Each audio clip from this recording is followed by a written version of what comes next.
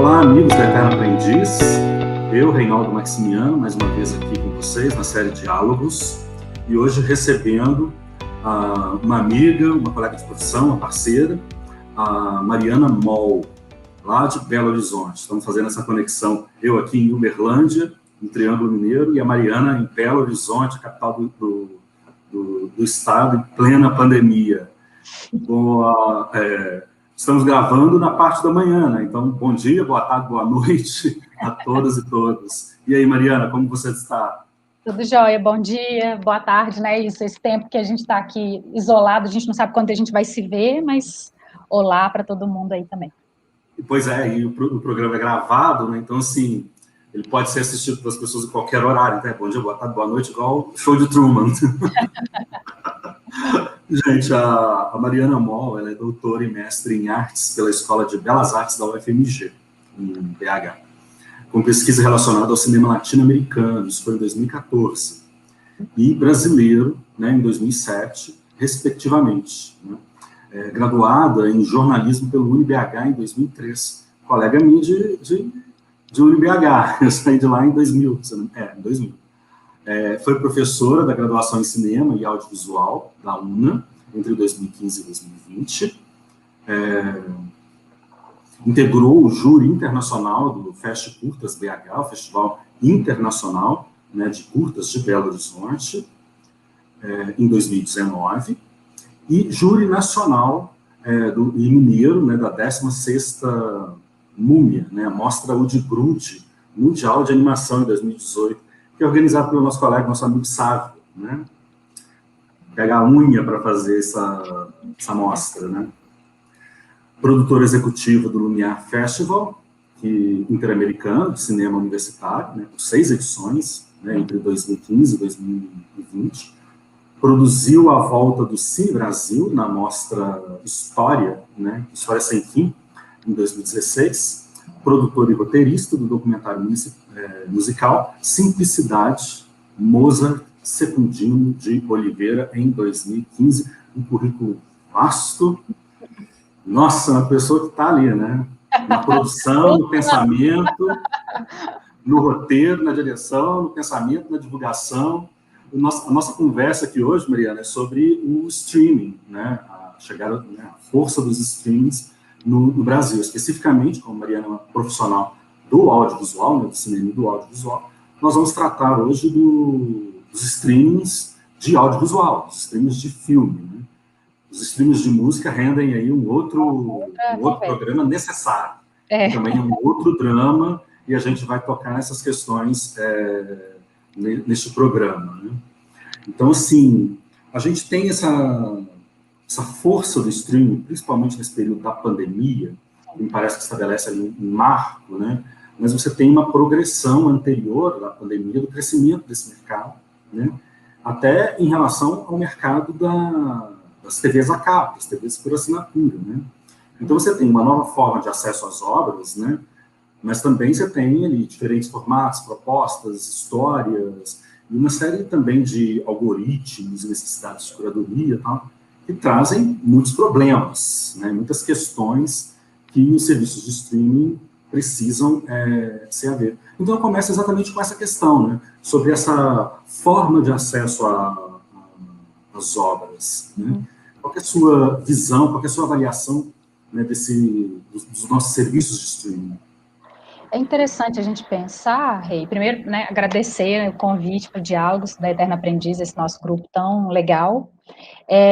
O que é interessante pensar com essa chegada, exatamente, né, já existia o streaming, né, ele é pré-pandemia, mas com a mudança vamos dizer assim, de todas as rotinas e com com o estabelecimento do isolamento social, a gente viu um crescimento, e aí, assim, de uma ordem não só no Brasil, mas na América Latina, dos serviços de streaming muito grande, assim, né, um crescimento bem acima disso que você citou mesmo, assim, a gente chegou a bater as assinaturas de TV a cabo, né.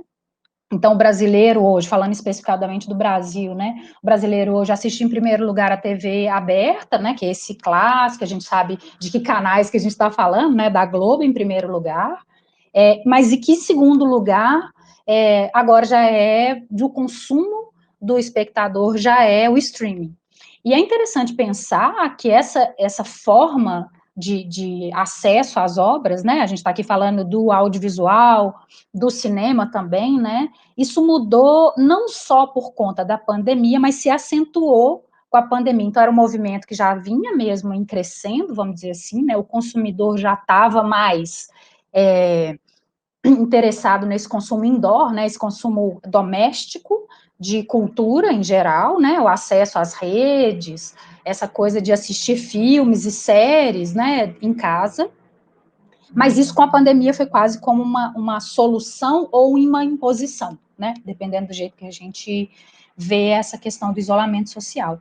Então, a gente tem aí esse crescimento, essa passada da TV a cabo, né, assim, a gente tem hoje no Brasil, em junho do ano passado, foi contabilizado, a gente chegou aí a 17 milhões de brasileiros que têm pelo menos uma assinatura de streaming no Brasil, é um número expressivo, e que passou a TV paga.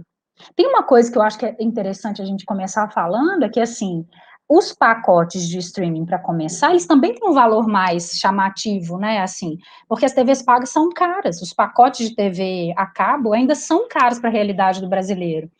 Mas eu acho que o que é mais interessante da gente pensar é que é uma mudança do comportamento de acesso, né? O brasileiro que antes estava acostumado a assistir filmes, séries, numa ordem imposta pela TV, pela programação, seja da TV aberta ou da TV fechada, se apaixonou por essa possibilidade do vídeo sob demanda, ou seja, eu escolho quanto que eu quero, quando, que horas, né, assim, e o que eu quero na ordem que eu quero.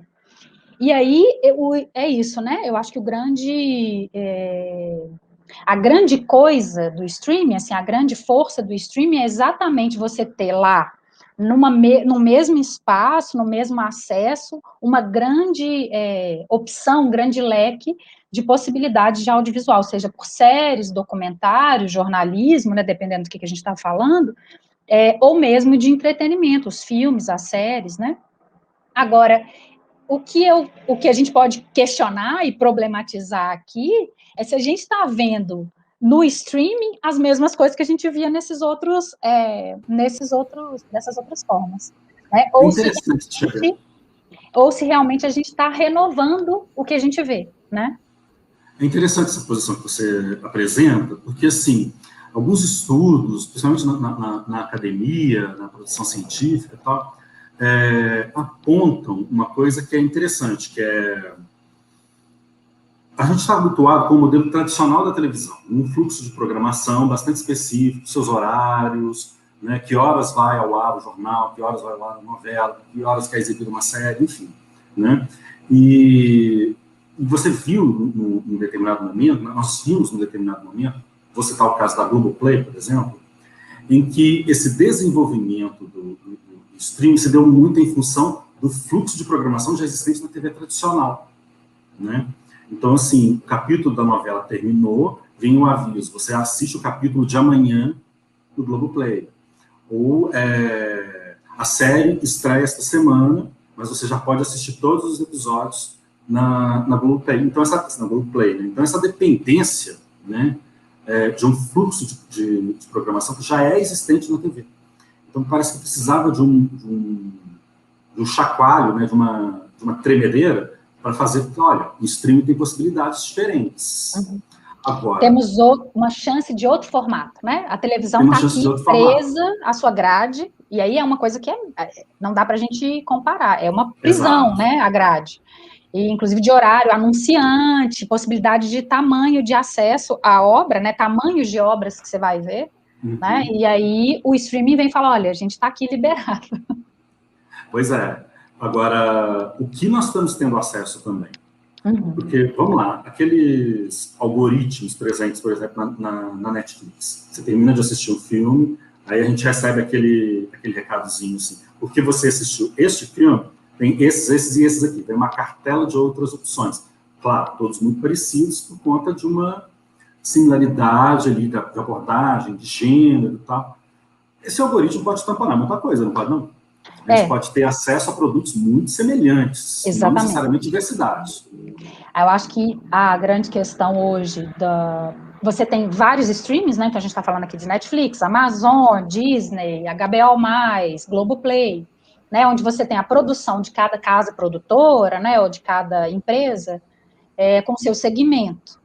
Mas vamos ler de cada um deles se a gente não está vendo a mesma coisa. E aí tem uma crítica muito forte. Agora, nessa semana passada, o Martin Scorsese acabou de escrever um ensaio para a Harper's Magazine, lá nos Estados Unidos, falando sobre o Fellini, mas no meio do caminho ele tá falando sobre o fenômeno de criatividade do Fellini, e no meio do caminho ele começa a detonar o algoritmo, né? Ele vai falar que exatamente o que hoje está se chamando de conteúdo nos streamings está sendo reduzido a uma busca de algoritmo que só fala de gênero e de temática, ou seja, eu acabei de ver um documentário brasileiro jornalístico. E nessa indicação lá que a Netflix vai me fazer, que é onde o Scorsese, inclusive, tem série produzida, né? Então, assim, não é que ele está contra o streaming, mas ele está questionando o formato. Né? Ele vai dizer que a gente está sendo reduzido ao consumo, ou seja, né, que esses algoritmos acabam nos fazendo acessar sempre a mesma coisa. E o que ele está levantando lá, a crítica dele, é muito importante a gente discutir isso, é interessante, porque é um cara de outra guarda, né, um produtor do cinema moderno e diretor muito importante da história do cinema, mas está falando de cinema, de sala de cinema, que está agora nessa nova possibilidade de acesso aos conteúdos, nos questionando. Nós estamos vendo uma diversidade de conteúdos, né, que ele até usa entre aspas, assim. Ele fala dessa redução, inclusive, do termo, que antes, quando ele discutia cinema moderno, conteúdo falava sobre forma dos filmes, e aí por isso que ele levanta a bola do Fellini, como que o Fellini revolucionou o que a gente entende como conteúdo, né? Chacoalhou o nosso pensamento.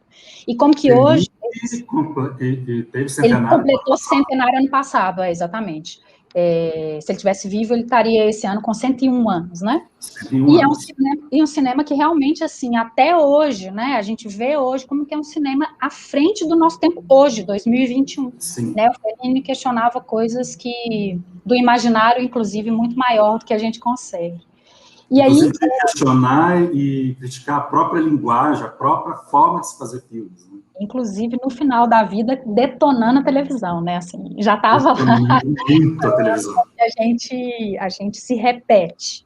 E aí, o Scorsese fala disso, assim, o cuidado que a gente deve ter hoje, claro, é muito mais democrático, claro, tem muito mais, o leque é muito maior, mas cuidado, você aí, consumidor, você está vendo as mesmas coisas. Por quê? Ele está questionando a lógica do algoritmo. O algoritmo não é uma pessoa, um especialista, um curador, que pensa, não o que a gente deve ver ou o que a gente não está vendo, né? O algoritmo só fala assim, você viu o documentário brasileiro, então o próximo que eu vou te indicar é outro documentário brasileiro. Né? Então, pode terminar. Não, e é isso, exatamente. Então acaba que a gente fica com o leque. E isso é muito claro, eu não sei você, Rei, assim, você está lá na Netflix, você não sabe o que você vai ver, aí você vai na sua lista. A sua lista é a mesma coisa. Então, se alguém não te falar o que tem que ver, se você não for lá, agora, eu acho até que aquele top 10 é até uma tentativa de ativar outros consumos, vamos dizer assim, né, usando o que o Scorsese está nos chamando, ele fala que o espectador virou um consumidor do streaming, assim.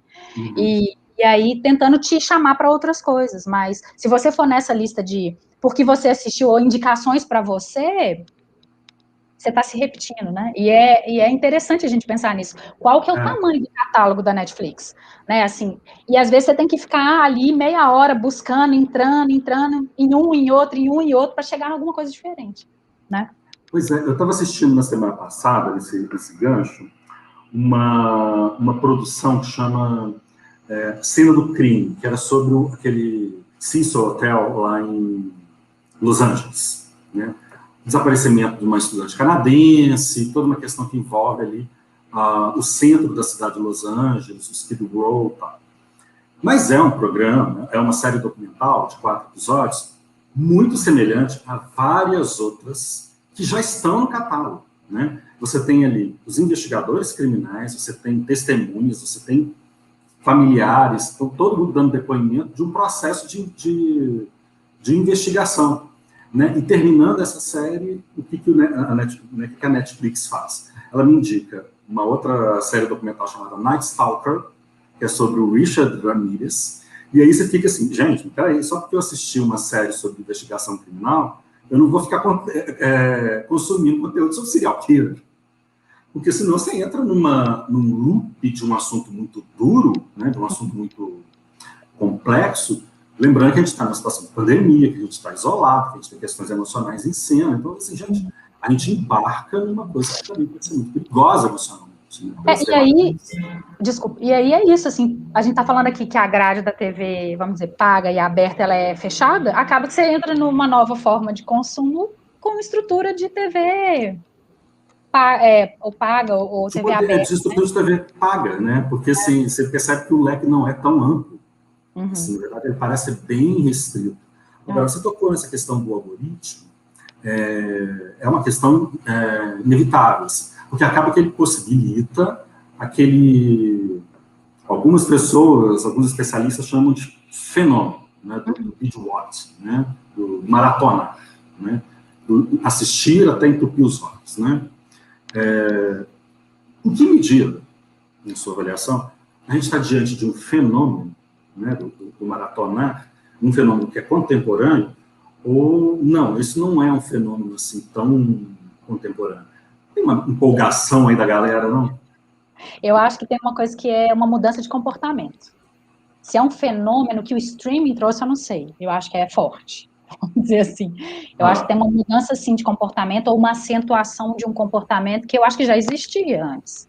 Assim, eu falo como espectadora de pré-streaming, vamos dizer assim, de pré-pandemia, de sentar no Humberto Mauro, né, e assistir, claro, estou falando de uma outra perspectiva, não é do vídeo doméstico, né, do consumo doméstico, mas de sentar, por exemplo, no Cine Humberto Mauro e assistir uma mostra X, e assistir os curtas das 6, o longa das 7, e ficar para o filme das 9. Isso é maratonar, né? Claro que isso também é um comportamento meu de maratonar. O que eu acho que é legal da gente pensar que o VOD, ou o stream, né, como a gente está falando aqui, ele possibilita, de novo, que no meu comportamento doméstico íntimo, vamos dizer assim, eu me localize, eu me organize. Então, eu quero assistir Friends, está inteiro lá no catálogo da Netflix. Então, eu quero ficar o fim de semana e vou me organizar para assistir tudo de Friends, né? Agora, eu acho que esse hábito, esse comportamento, ele já existia antes. A gente se organizava para maratonar, seja pela produção dos outros, como Humberto Mauro a gente já falou, ou como as visitas de locadora de fim de semana que a gente fazia, às sextas-feiras, e a gente buscava lá, até porque tinha promoção, né, de levar mais filmes para esvaziar. Eu fui balconista de videolocadora. Então, essa experiência a gente sabe muito bem o que é, de sexta-feira, a partir de 1h da tarde, começar a organizar, porque todo mundo ia chegar para pegar mais filmes para devolver na segunda. Isso é uma lógica de maratonar também, né? Eu acho que até as TVs abertas, ou mesmo TVs pagas, por exemplo, Telecine Cult tem isso, né? A semana Festival Bergman, né? Onde todos os dias, só que aí tem uma diferença, né? Aí a grade vai impossibilitar, porque aí é todo dia às 10, ou o domingo inteiro, às vezes até isso fazem, né? Os 3 Indiana Jones juntos, né? A trilogia Star Wars, eu acho que essa lógica de assistir a obras conjuntas, elas já existiam, que talvez hoje o streaming faz, liberar para o espectador escolher o que ele quer assistir, né? O que ele quer e que horas que ele quer. Eu acho que essa é a grande diferença do streaming, essa liberdade do comportamento do espectador. Né? Eu não preciso que alguém me diga, não preciso que o Telecine Cult me fale que eu só posso maratonar o Bergman, eu posso maratonar o Bergman e Friends no mesmo fim de semana. Sim, sim. Porque aí aciona também uma questão que é de uma nostalgia. Porque assistir Friends é uma coisa de um afeto, uma coisa de uma série que eu gosto. Eu lembro de um exemplo, essa questão da maratona, que é daquele desenho Family Guy, né, que ele teve uma temporada, depois tem um período ali de suspensão, depois essa temporada é lançada em DVD. Né? E aí os fãs da série maratonavam a primeira temporada disponível em DVD. E essa nostalgia aciona a continuidade de produção, e aí vem novas temporadas, novos episódios especiais, enfim. Todo Mundo Odeia Chris, por exemplo, que está na Amazon. Uhum.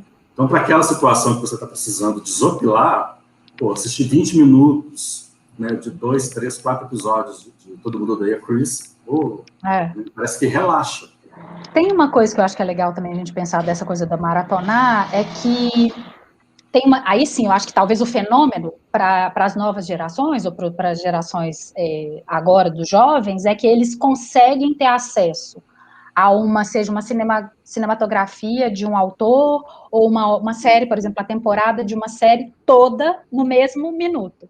A gente que é espectador de outras épocas, e falando aí do passado, para a gente ter acesso à obra toda, eu falo isso muito em sala de aula, assim, hoje você tem um HD que você tem tudo produzido pelo Fellini, assim, para eu assistir um filme do Fellini, eu tinha que esperar ou chegar na locadora, ou uma mostra sobre o Fellini, então essa questão do acesso, talvez esse seja o fenômeno, o acesso de uma coisa não só antiga, organizada no mesmo catálogo, né, antiga que eu falo assim, já existente, ou essa produção de novos conteúdos das séries que são disponibilizadas não mais numa lógica gradeada, vamos dizer assim, né, falando pela linguagem da TV. Quando lança a nova temporada de, sei lá, a série agora, Cidade Invisível, né, que é a série brasileira da Netflix, de conteúdo nacional, ela não lança um episódio, né, como a gente esperava, e aí daqui a 2 semanas tem outro. Eu já assisto a temporada inteira, e já com a cabeça, e essa temporada inteira eu posso assistir em um dia, numa madrugada, vamos dizer assim,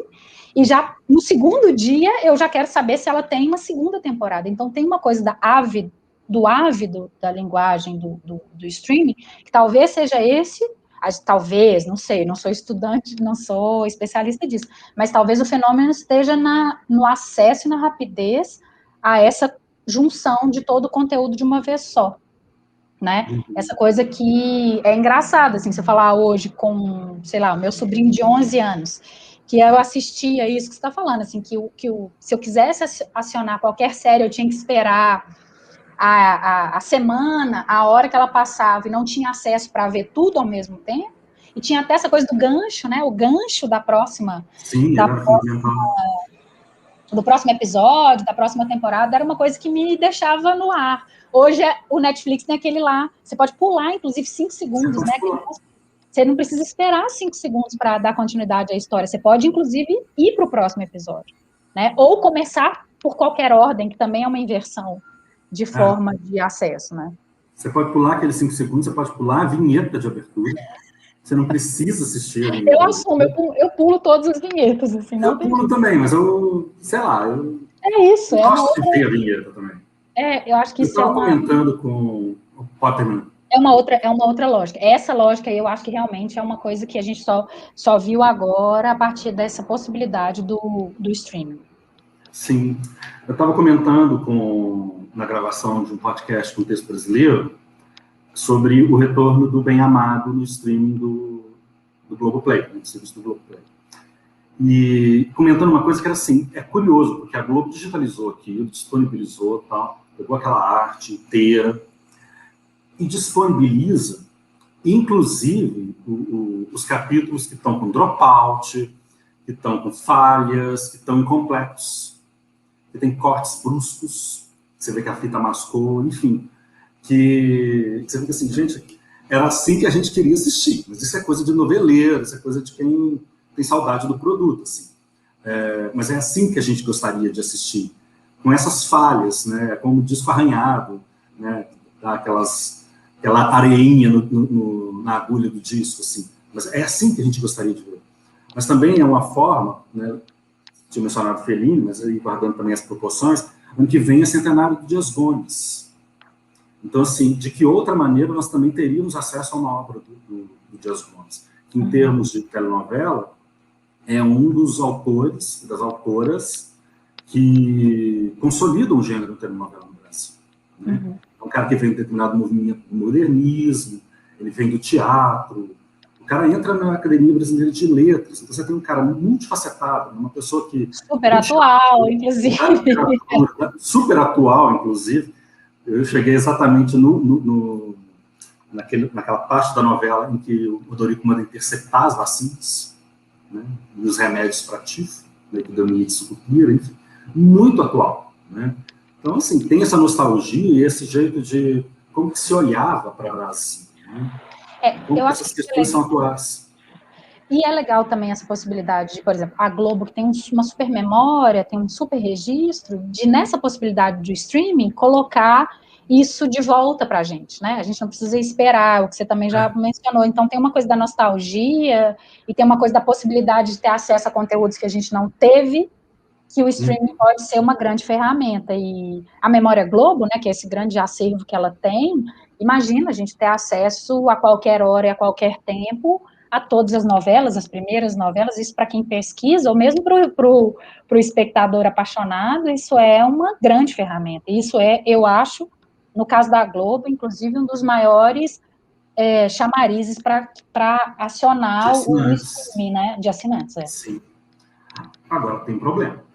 Quer dizer, tem vários problemas, mas nós temos um problema grave que você me chama a atenção, na conversa que a gente teve de bastidor, que é a ausência de uma legislação, né, para os serviços de streaming no Brasil. Né? Como está o andamento dessas conversas e desses acertos por uma legislação? Precisa-se necessariamente de uma legislação para o streaming? Nós já temos uma para a TV a cabo. A gente tem no Brasil a Ancine, né? Está ali dormindo, mas existe, né? A Agência Regulamentadora do Cinema e Audiovisual. É a única área cultural que tem uma agência regulamentadora, né? Que serve para fomentar e para pensar e legislar sobre os conteúdos de cinema e audiovisual produzidos no Brasil. E para quem não conhece, assim, né? A Ancine foi criada na década de 90, por isso o cinema brasileiro teve o salto que teve, por isso a gente tem hoje uma gama de diversidade muito grande, muito por conta responsabilidade do que foi feito com a Ancine, através da Ancine e com a legislação que ela colocou aí para a gente. E é interessante a gente pensar que até certo tempo nem as TVs pagas tinham uma legislação, isso foi uma briga da Ancine e hoje existe. Então, o que é a lei da TV paga que a gente fala assim comumente, né? É uma lei aprovada no Brasil de que toda televisão internacional tenha que produzir 30% da sua grade de conteúdo nacional. Isso foi uma revolução na produção do audiovisual brasileiro, porque isso aumentou emprego, geração de conteúdo, novas produtoras, né? Então a gente tem um conteúdo mais diverso na TV paga, isso foi através de lei. Se não tivesse tido a lei da TV paga, a gente estava vendo aí os mesmos combos de fora, estadunidenses, né? Então a gente tem séries brasileiras em todos os canais, né? Isso não vale para o jornalismo, isso vale para conteúdos de entretenimento, mas a gente tem em todos os canais pagos por conta de uma lei, né? Mas o streaming não tem, né? Assim como o streaming é novidade, assim, né? Novidade de 5, 10 anos no máximo no mundo, alguns países têm começado já a efetuar legislações de proteção e de incentivo à produção. Eu acho que são duas coisas que a gente pode falar que é importante, né? Um é garantir que essas novas empresas, sejam elas internacionais ou produções, ou empresas brasileiras como o Globoplay, elas garantam que o conteúdo brasileiro esteja lá, né? Que é o que a TV paga fez. Então, por exemplo, na França, no México, já tem conversa de que pelo menos 20%, na França 20% a 25%, no México até 30% também, do conteúdo de qualquer empresa do streaming tenha que ser nacional. Né? Então, no Netflix do México tem que passar coisa mexicana. No Netflix da França tem que passar coisa francesa. Né? Coisa é ótimo, né? Obras francesas. Obras francesas. O que não é nenhuma exceção. Não é nenhum problema, exatamente. Isso que eu ia falar, que é uma política de protecionismo, de identidade nacional, entendendo que a identidade de um povo está reservada ali, ela precisa ser vista. Né? E se a gente está falando aí de um número cada vez maior, de um público cada vez mais diverso, acionando esses mecanismos de visualização, para ficar vendo coisa que os outros produzem, não é interessante para o país. E um outro, além disso, né, da proteção do conteúdo nacional, é que esse dinheiro que eles estão ganhando aqui, essas empresas estão ganhando aqui, o Brasil é o segundo mercado da Netflix, ele só perde para os Estados Unidos. né? Então, assim, de acesso. Então, estão ganhando dinheiro com a gente, com a nossa... Então, que eles devolvam esse dinheiro para a produção audiovisual do país. É isso o que a Ancine faz com Codecine, que é uma taxa que você tem que pagar para exibir filmes aqui no Brasil. É isso que ela faz com o Fundo Setorial do Audiovisual, que é cada filme produzido reserva uma parte para devolver para o fundo para que ele possa investir de novo nas outras produções. E essa legislação no Brasil não existe para o streaming. E aí, enquanto ela não existe, estão só canais sendo criados, porque é isso, está liberada, não preciso pagar nada para o governo brasileiro, né? Eu falo para a Ancine, não preciso ter... o conteúdo que a gente está vendo, por exemplo, com as séries da Netflix, as produções tanto da Amazon também, e até da Disney+, que vão começar a produzir nacionais brasileiros, é porque o público se identifica, não é uma exigência. E existe hoje uma PL, né, um projeto de lei, tem até o número dela aqui, 57, criado em 2018, olha só, é uma discussão pré-pandemia, foi proposta pelo Humberto Costa, do PT de Pernambuco, né, mas está em tramitação, que é exatamente que seja legislado.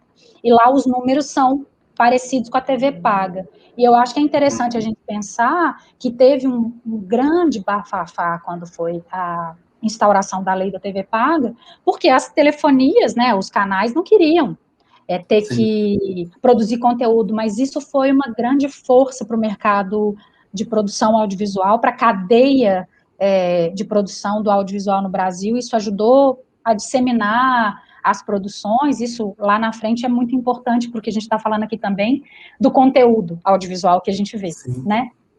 E eu acho que esse caminho...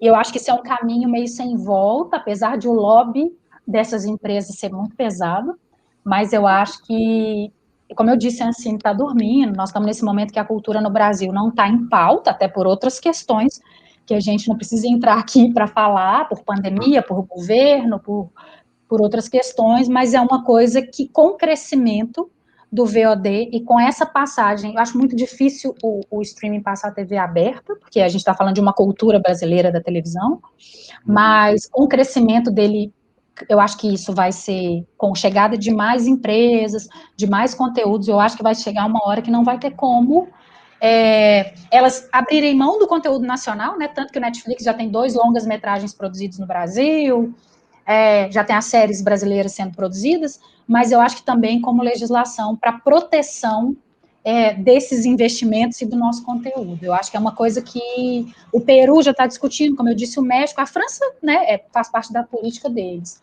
mas é uma coisa que Colômbia já está discutindo, eu acho que isso vai chegar no Brasil também. Fatalmente isso vai chegar no Brasil, também concordo com você, porque é também uma forma de estimular a produção nacional. Exatamente. Porque você tem uma cadeia de produção, você precisa de roteiristas. Ok, a gente está falando, vamos dizer assim, de um corpo muito ligado ali à produção. Roteiristas, diretores, elenco e tal.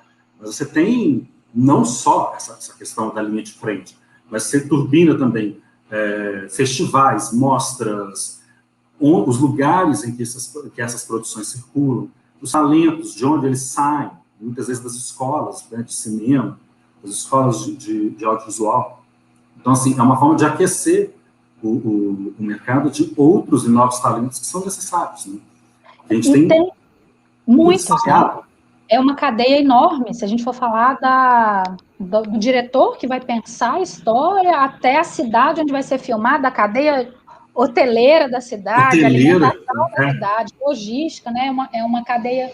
Hoje, a indústria audiovisual é a segunda indústria que mais lucra no país. Ela só perde para a farmacêutica. E isso é uma noção do mundo, porque o entretenimento, pensar na pandemia, o que a gente tem feito em casa? Ouvindo música, lido livros e vendo coisas. Então, a indústria do entretenimento é uma indústria muito importante, apesar de ser uma indústria que tem sido demonizada nos últimos tempos no país, né, a cultura, mas ela é uma indústria, e é uma indústria que lucra, e é uma indústria que emprega, é uma indústria que gera dinheiro, então é interessante a gente pensar nisso, não só como, vocês só querem que o conteúdo nacional esteja lá, não, ela é um motor de desenvolvimento do país, né, sim, econômico, sim. Inclusive. E de representatividade, e de uma série de questões que, nossa, expandem o nosso tempo. A gente só defende. A gente está caminhando aqui para exato. A gente já está caminhando aqui para o final do nosso programa, mas tem umas... Né, essa questão da legislação, acho que ela é forte no momento, ela vai chegar. Agora, nós também temos umas iniciativas interessantes nos streamings, né? Pensando ali... você cita, por exemplo, o caso do Scorsese, a crítica que ele faz aos algoritmos, né, dos serviços de streaming, né, uma necessidade que ele aponta de uma curadoria desse conhecimento. Vamos parar de chamar de conteúdo e tentar chamar de conhecimento, porque, na verdade, é exatamente isso. Você cuida daquele conhecimento para disponibilizá-lo, né? As pessoas têm acesso. Essa e nós matéria... temos umas iniciativas legais, né? Tem. E é interessante pensar que no Brasil e até aqui, Minas Gerais, a gente tem algumas contra-navegações, assim, se a gente está falando de conglomerados, Disney, né, de Amazon e grandes empresas, a gente tem outras formas desse mesmo acesso do streaming, dessa mesma lógica do vídeo sob demanda, mas de conteúdos mais diversos. Então, o que o Scorsese lá nessa matéria sobre o Fellini está falando, é que como o Fellini revolucionou essa forma de conhecimento, a gente pode não deixar com que o conteúdo dessas estratégias nos leve para o mesmo espaço, né? E aí essas medidas, essas outras estratégias, né? Esses outros VODs que a gente está pensando aqui, é muito legal da gente pensar que podem ser possibilidades novas, assim. Então, por exemplo, aqui em BH tem o Cardume, que é um grupo de 3 pessoas que resolveu criar um streaming só de conteúdo de curta-metragem. Então, assim, onde que a gente vê curta-metragem fora do Canal Brasil, sei lá, do canal curto ou de festivais, né? Então, agora tem o Cardume, cardume.tv. Custa R$5 a assinatura anual, né? O Scorsese cita o MUBI, né? Que é um streaming de cinemas de arte, vamos dizer assim, né? Esse é pago, esse também é grande, né? Tem cinema brasileiro lá também, mas tem o cinema mundial de arte, onde o Fellini está, onde o próprio Scorsese está, e que tem o pensamento de curadoria. E tem uma outra dica que também é muito legal, é o Afroflix, que é exatamente que faz aí a brincadeira com Netflix, né? Que são conteúdos de realizadores negros brasileiros, né? Então, de novo, são conteúdos específicos, né? Curtas, cinema de arte ou cinema negro, vamos dizer assim, mas que têm pensamento de curadoria. Né? Não são conteúdos que vão estar lá organizados só pelo algoritmo, eles têm o algoritmo deles de indicação e tal, mas que foram pensados e selecionados por especialistas, por um grupo, para exatamente sair na contramão desse conteúdo repetitivo, ou pelo menos tentando alargar o nosso espectro de audiovisual, né? E é muito legal pensar que, de novo, a gente sai da TV falando do cinema, da sala de cinema, festivais, ou TV paga, a gente está, de novo, tentando encontrar nessa nova forma, vamos dizer assim, que a gente está chamando aqui nesse novo comportamento do vídeo sob demanda, mas que as pessoas também tenham acesso a outras coisas, outros formatos, outros realizadores, realizadores independentes, né, Afroflix, na sua maioria, Cardume, a gente está falando de cinema universitário, cinema indígena, cinema feminino, né, feminino não, né, cinema produzido por mulheres, cinema produzido por negros, LGBTQ e mais, né, então de um conteúdo que às vezes está lá escondidinho dentro da Netflix, você tem que ficar meia hora para tentar achar, e que nesses são especializados, né? E aí, então, a gente pode ter acesso aí de uma forma... O Afroflix é gratuito, gente, então, esse acesso a uma outra produção que talvez a gente demore para acessar, ou que a gente não veja, assim, de primeira, né? Então, são outras possibilidades, né? Sim, sim. Na descrição desse vídeo, a gente vai colocar legal, os endereços. Né, para que os nossos, né, para que as pessoas que estão nos assistindo consigam acessar. Já estamos caminhando para o final, né? Eu quero agradecer demais